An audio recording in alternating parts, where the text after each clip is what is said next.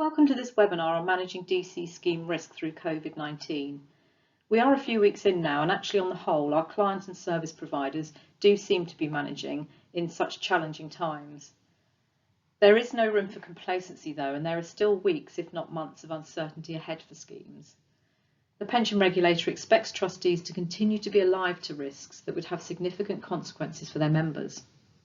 On the 16th of June, the regulator announced a number of measures of changes to the COVID-19 suite of guidance built up since lockdown, and some of these will be touched on in this webinar. At this point in time, most trustees are undoubtedly aware of their key DC priorities. However, it is important to continue to monitor and manage evolving risks through COVID-19. The pensions industry and the regulator have produced some really informative guidance around managing risks of COVID and continue to do so.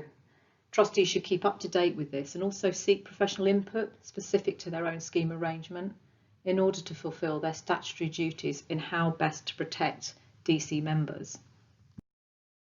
So what are the key DC priorities? Open regular dialogue with the employer is absolutely essential, and in particular if the job retention scheme has been used and staff have been furloughed. It's important to note that the existence of this government grant doesn't change the employer's usual pension contribution payment, obligations or processes. The rules are complex and the employer and trustees are at risk of breaching regulations if not fully understood. Many businesses have been affected for the job retention scheme, and on its first day of operations, applications were received from over 140,000 employers in respect of 1 million jobs. Member communication. Trustees should continue to seek how members might react to market falls or reduction of loss in earnings. They could end up making inappropriate decisions, crystallise losses or be scammed. And operations, the employer may look at changing contributions, either reducing, ceasing or restructuring due to affordability.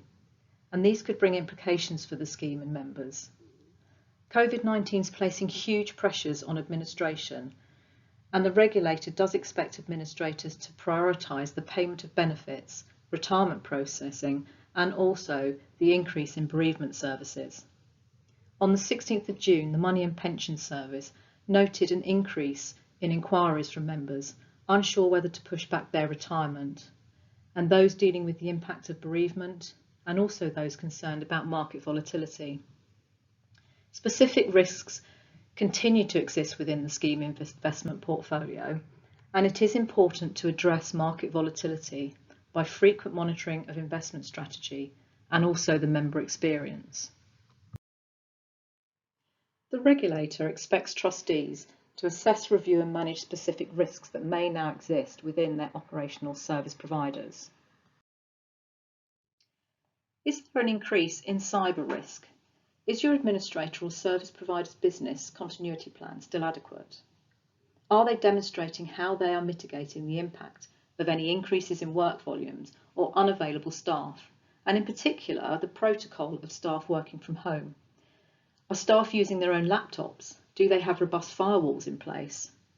We are aware of original documentation not being sought in these difficult times for some processes, for example, the original copies of death certificates.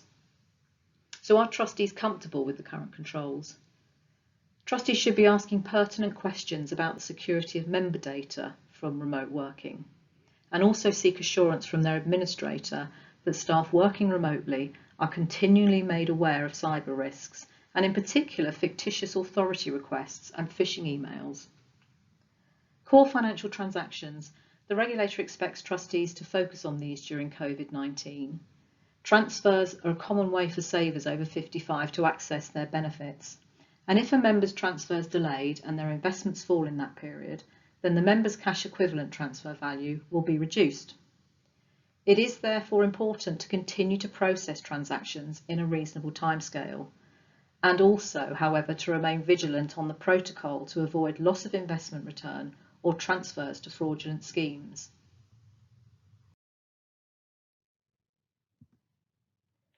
The job retention scheme is complex in relation to pensions.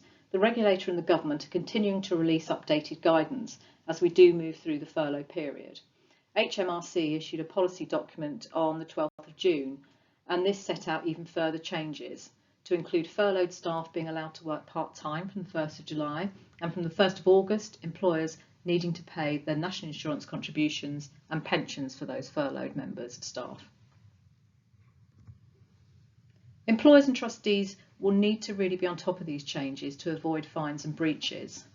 So let's just consider two areas in a bit more detail, auto-enrolment and salary sacrifice. If employers are paying more than the statutory minimum auto-enrolment contribution, then any excess will not be funded by the job retention scheme. The employer may, however, reduce the contribution to the statutory minimum, but not below this level. And a number of factors will need to be considered before making this change, for instance, including whether the employment contracts will allow this, whether the pension scheme documentation permits a reduction, or whether there's a need to even amend the rules. And who would have the power to do this? Will it be the trustees or the employer, or is it a shared power? Salary sacrifice arrangements. Any contractual obligations do still apply under the job retention scheme. However, all of the grant claimed must be paid to a furloughed worker in the form of money.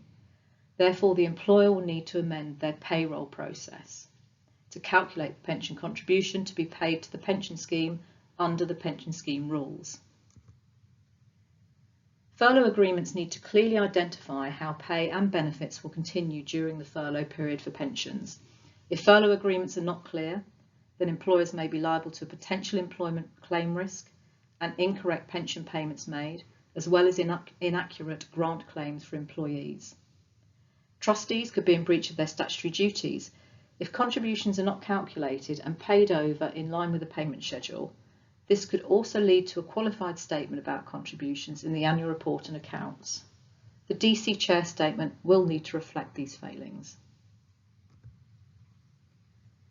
There's a reputational risk for both the employer and the trustees if these errors are materially significant, and a report to the pension regulator is therefore required. One further factor to consider is the cost of any rectification. If the contributions have been incorrectly deducted and incorrectly invested in members' chosen investment funds, the unwinding at member level can be really costly and complex to ensure that members haven't been disadvantaged.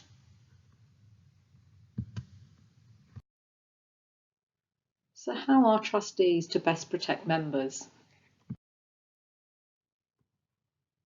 The impact of the pandemic on markets and personal finances may make members more vulnerable to scams. Trustees should ensure they continue to help members to be scam smart and get to know the warning signs of a scam. Do members understand what their lifestyle strategy is targeting, how their money is allocated and what level of risk is involved? Are members aware of the need to disinvest assets at retirement if certain flexibilities cannot be secured through the scheme? And what does this actually mean? Do your members know what their current options are in the event they want to exercise retirement earlier or later? And have you considered new options that can be implemented during these times? Do you have a member website to direct your members for more information? And are you monitoring member activity to monitor uptake and interest? These are really worrying times for members. Uncertainty about employment and disruption to household income may lead members to think about stopping contributions altogether and ceasing membership of the scheme. Doing so will mean the loss of employer contributions, and this may affect other benefits such as death in service. Online tools and member portals become critical during COVID-19 to avoid delays and give members access to data. Trustees really need to be confident that the systems adopted are robust and will ensure that member data is safe and easily accessible in a secure manner. The business continuity plan should address how to communicate if this portal does become inaccessible to members.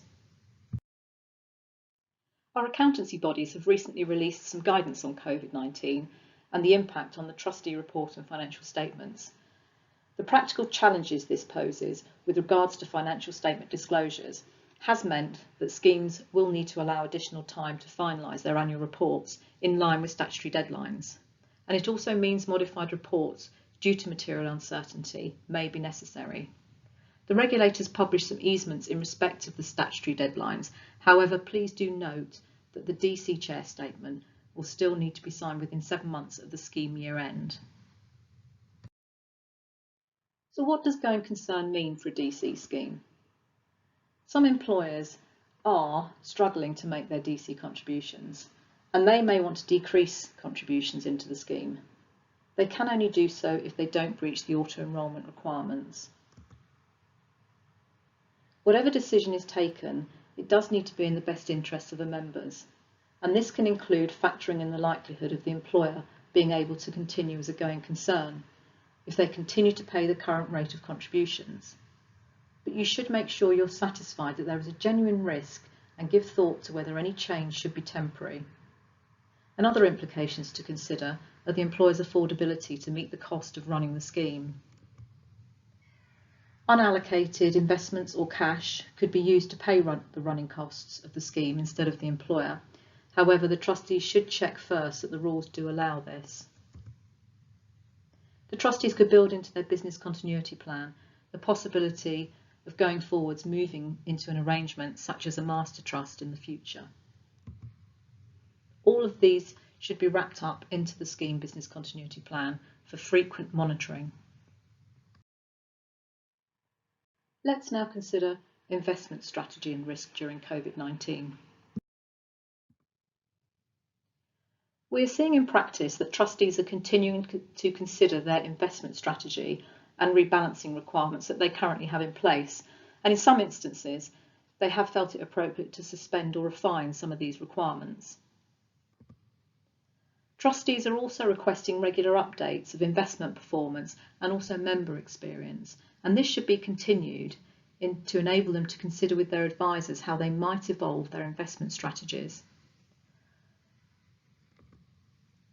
Trustees should continue to inquire and understand whether trading costs and liquidity of funds have changed significantly, and also the impact that this may have on investing future contributions or redeeming investments and undertaking future transactions. For multi-fund blends, put in place clear instructions to direct your investment platform to liquidate some assets while holding others when liquidity is required. Trustees have also been considering the degree of diversification and the extent of any concentrations of risks. In some instances, they've considered making changes in relation to certain exposures to specific investments or sectors, and this has been linking into their ESG responsibilities. And do you have a copy of your platform's contingency plan? Continually seek assurance from your investment platform to ensure that their service to the trustee and scheme members will not be significantly impacted, and the processes they have in place do remain adequate to maintain service. Some fund managers are under stress through COVID, and this will impact on investing future contributions and redeeming assets. Some property funds have become gated, for instance, until the market normalises. So trustees should consider redirecting into alternative funds where possible, however should seek legal advice, because sometimes doing this could mean that the alternative funds then become the default fund, and then this would be subject to a charge cap and also the SIP requirements. Trustees are currently navigating through risky times, and how are they to manage risk as effectively as they can whilst working remotely? Before this pandemic, the majority of trustees may not have contemplated the risks of an event such as this, and we are now seeing this rise to the top of trustees' risk registers. Risk management is a continuous process, and I draw your attention to the bold text. Internal controls should be reviewed on a more frequent basis than once a year if a substantial change takes place. The impact of COVID-19 has and continues to bring about substantial change. My final slide focuses on these key DC priorities and suggests how the risks could be managed. Regular and timely review of risks affecting members is critical, and these 4 areas which I'm going to take you through could be highlighted on your risk register during COVID. This could focus your attention on the related internal controls, ensuring that they're regularly tested and any risk is mitigated. Trustees and administrators should continue to prioritise core financial transactions, and the risk register should highlight potential risk of error in the processing of pension contributions. This should mitigate detrimental effects on members' benefits. Controls should be established to mitigate the risk of any liability of the employers for inaccurate grant claims, and also the risk of trustees being in breach of their regulatory DC duties, to ensure contributions are paid over accurately and in a timely manner. Communication. Continue to monitor the situation regularly, at least weekly, linking in with the appropriate contacts, the sponsor, advisors, administrators, establishing internal controls to monitor the press and social media and to gauge views in the public domain. Monitor member feedback, to monitor the need for additional member information, for example, review of frequently asked questions and further announcements. Regular dialogue with the employer is crucial.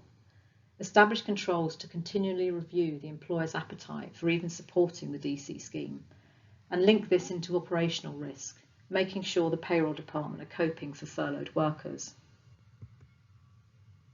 Maintain regular dialogue with your investment advisors and your fund managers, and establish internal controls to mitigate the risk of contributions not being invested on time due to any gated funds, or members becoming subject to higher charge caps when switching to alternative funds.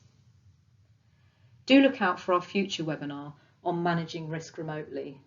Craig Duffy will be demonstrating our risk management tool, which enables trustees to effectively manage risk through remote working.